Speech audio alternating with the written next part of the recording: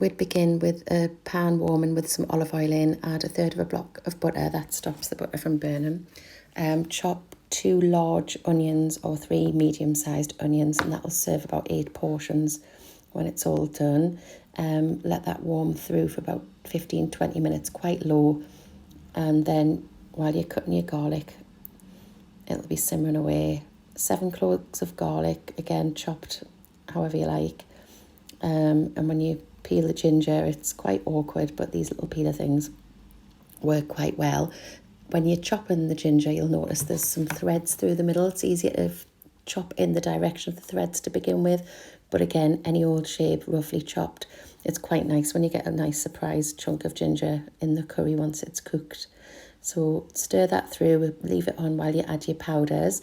So these powders are pre-mixed, and you get a tablespoon of turmeric, garam masala, ground cumin, ground coriander and salt.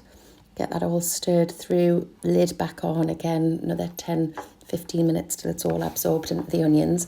At this point I'm putting tomatoes in because I had them spare in the fridge. You could put any veg in that you fancied at that point.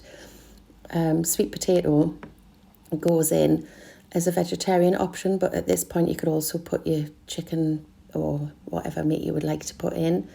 The sweet potato goes lovely when it's cooked. It almost becomes part of the sauce.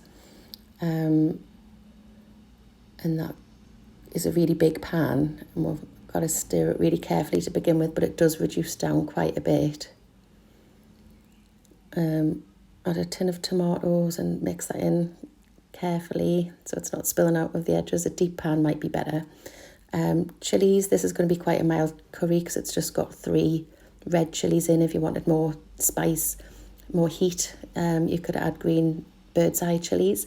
And then finally we're ripping up some coriander to add, and then leave it to sort of cook away gently for up to an hour really.